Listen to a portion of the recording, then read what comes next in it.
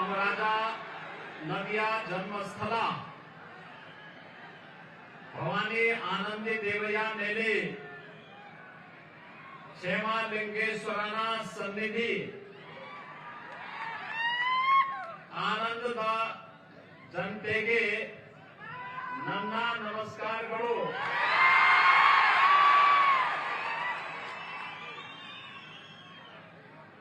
आज की इस सभा में मंच पर उपस्थित केंद्रीय मंत्री माननीय श्री भगवंत कोबा जी, भारतीय जनता पार्टी के लोकप्रिय प्रत्याशी Shri Subhash Guttedar ji, state general secretary Shri N Ravi Kumar ji, जिला के कार्याध्यक्ष अशोक भगले जी, मंडलाध्यक्ष आनंद पाटिल जी, जिला महामंत्री लिंगराज बिरादर जी, झारखंड से यहां पर उपस्थित वहां से MP member of parliament Shri Sunil Singh ji, मंच पर उपस्थित भारतीय जनता पार्टी के सभी पदाधिकारीगण और इस विधानसभा क्षेत्र से जुड़े हुए मेरे सभी उपस्थित भाइयों बहनों, आज मुझे अयोध्या प्रभु श्री राम की पावन धरा से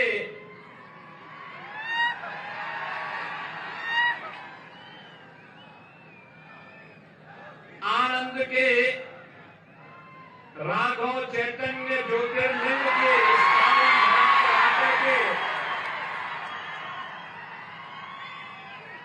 अत्यंत आनंद की अनुभूति हो रही है। भाइयों बहनों, हम सब इस बात को जानते हैं, अयोध्या में 500 वर्षों के बाद प्रभु श्री राम के भव्य मंदिर का निर्माण कार्य पूरा हो रहा है।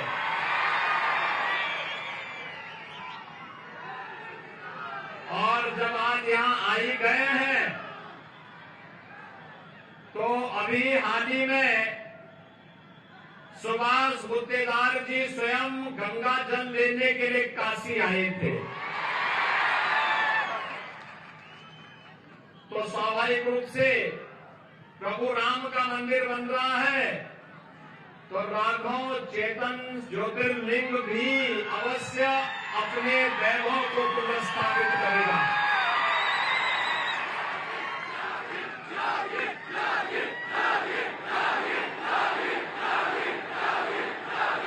भाइयों बहनों,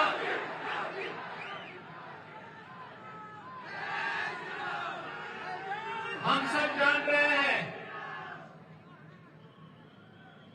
एक समय था जब भारत को आपसी फूट के कारण गुलाम बनाया गया था।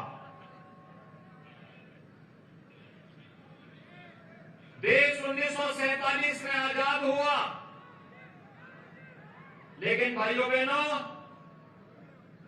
आजादी के बाद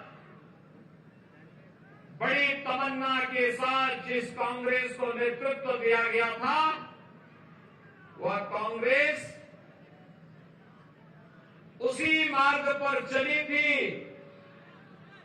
जिस मार्ग पर कभी देश को विभाजन के कगार पर ले जाने वाले विदेशी हुकूमत कार्य कर रहे थे। कांग्रेस ने जाति के नाम पर समाज को बांटा,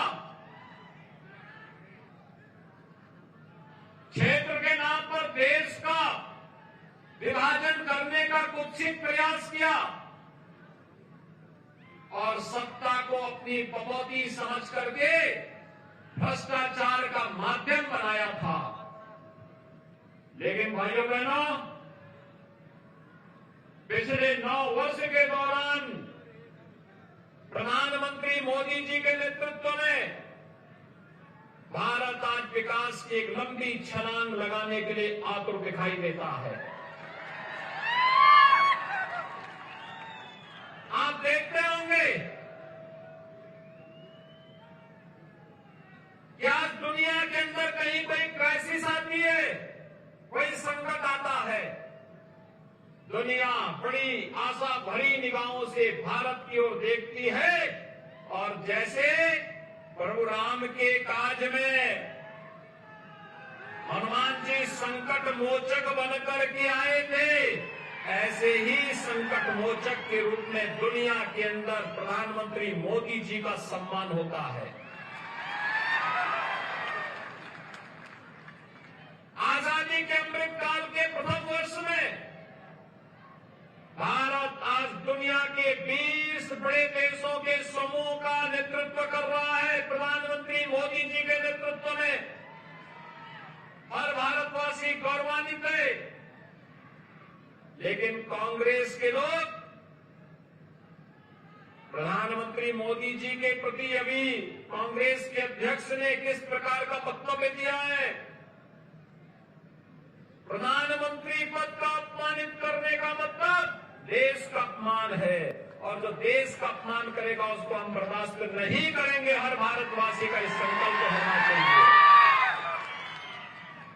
भाइयों बहनों, कांग्रेस की फितरत बन चुकी है विभाजन, कमजोर करना, तुष्टीकरण के आधार पर समाज को बांटना। कांग्रेस साथी जैसे प्रधानमंत्री मोदी जी ने प्रधानमंत्री बनने के बाद अयोध्या में डबल इंजन की सरकार की, बीजेपी की डबल इंजन सरकार ने 500 वर्षों की समस्या का समाधान करके अयोध्या में राम मंदिर के निर्माण का मार्ग प्रशस्त किया था। कांग्रेस साथी तो यही कार्य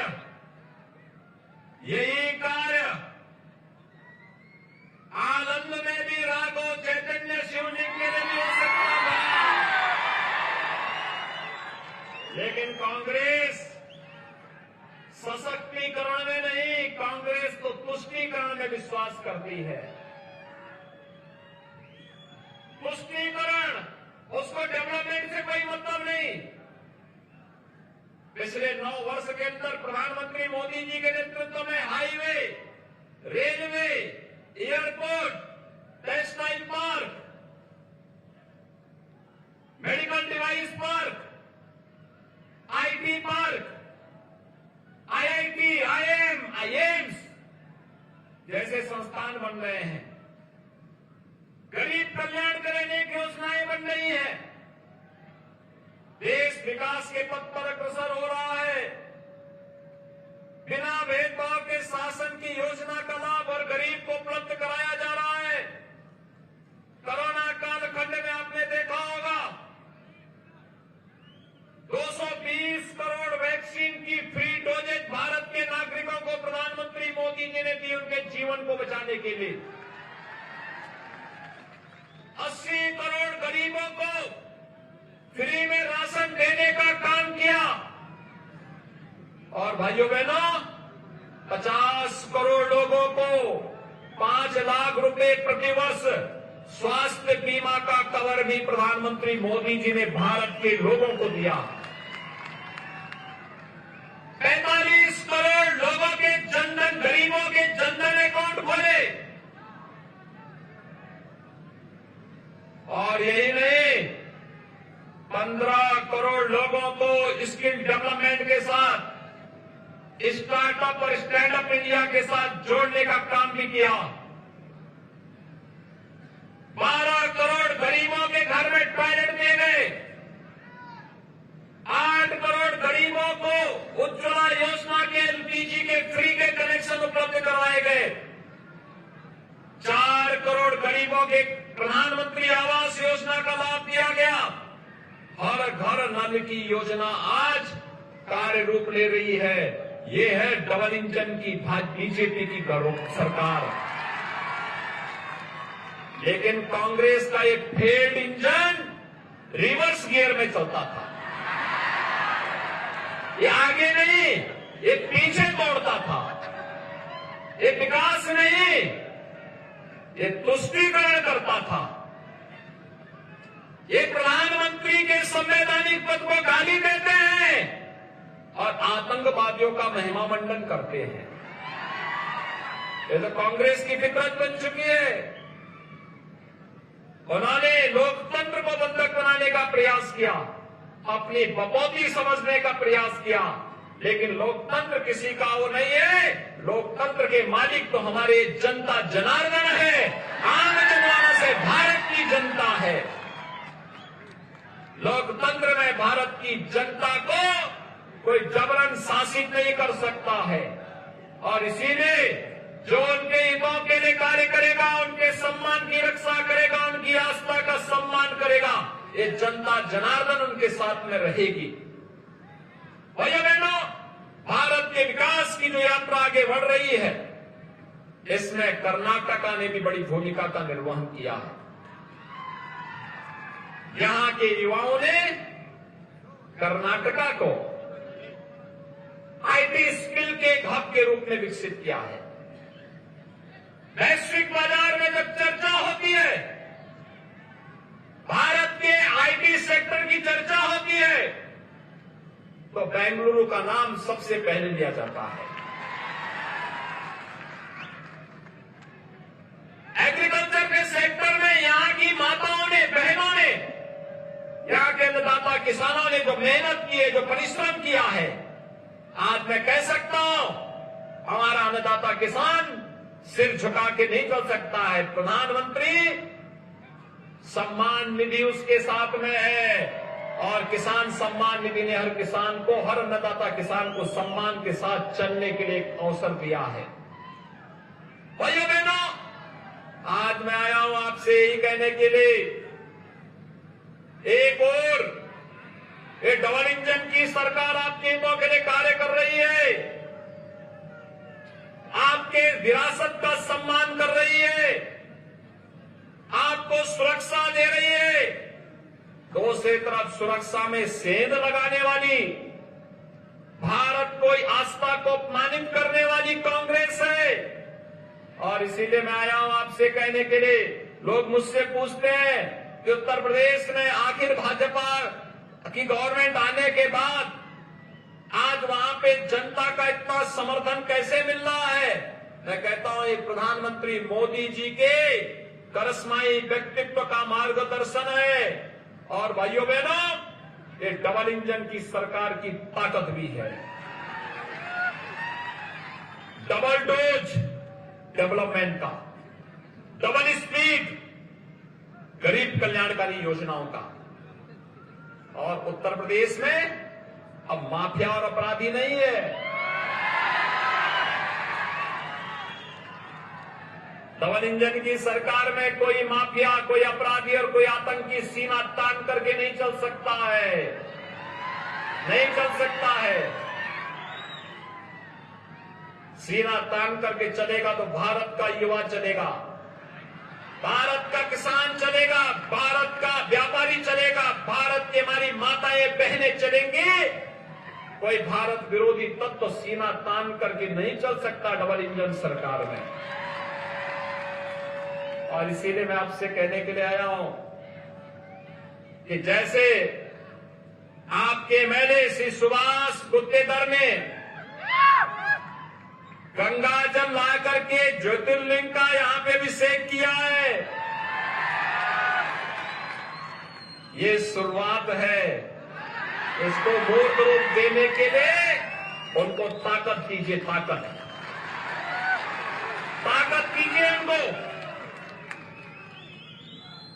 आज जैसे देश के अंदर सुरक्षा का माहौल बना है, यूपी ने सुरक्षा का माहौल दिया है, ऐसे डबल इंजन सरकार ने पीएफआई की कमर को भी तोड़ने का काम कर्नाटका में किया है। डबल इंजन की सरकार को कर्नाटक में एक बार पूरे 5 साल का अवसर दीजिए।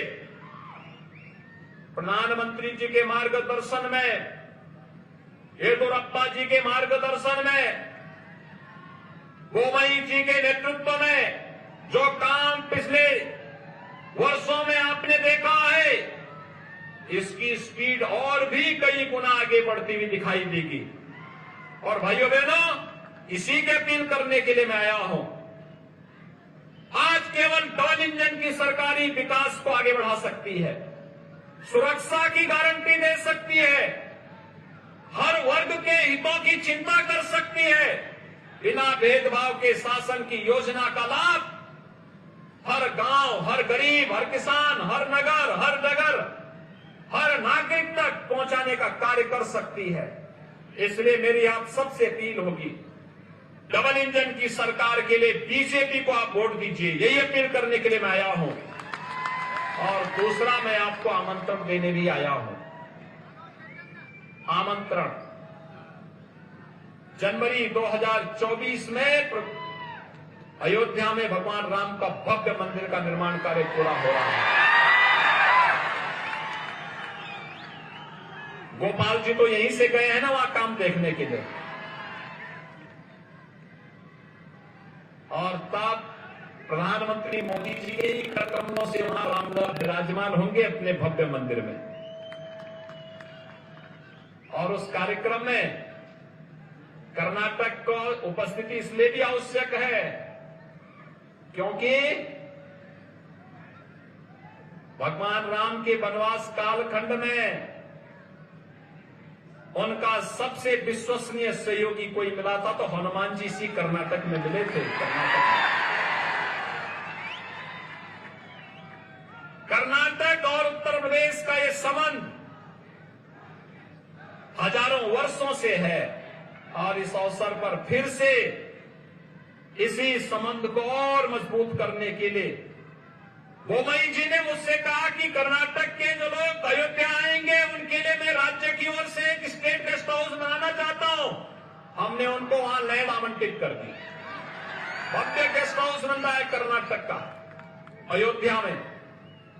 और अयोध्या में जब राम मंदिर में रामलला विराजमान होंगे, भाइयों बहनों, कर्नाटक की ओर से आप सबकी उपस्थिति और आपके स्वागत के लिए प्रभु राम का ये सेवक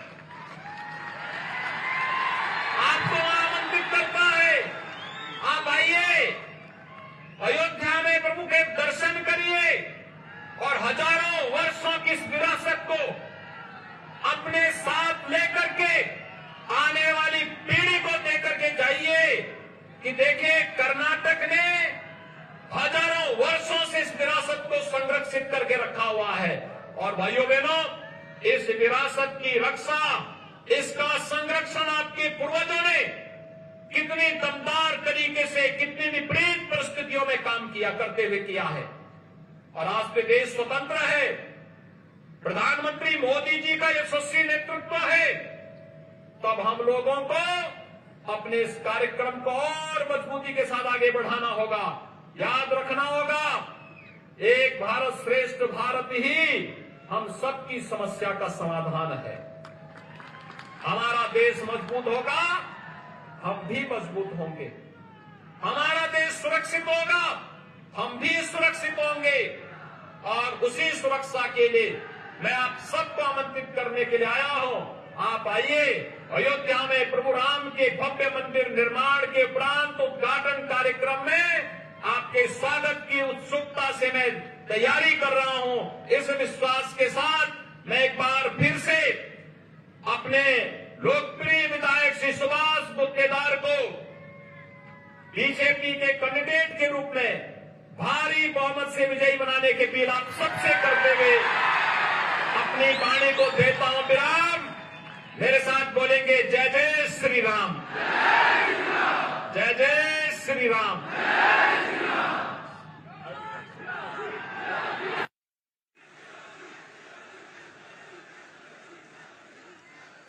ಜೋರಾಗಿ ಎಲ್ಲರೂ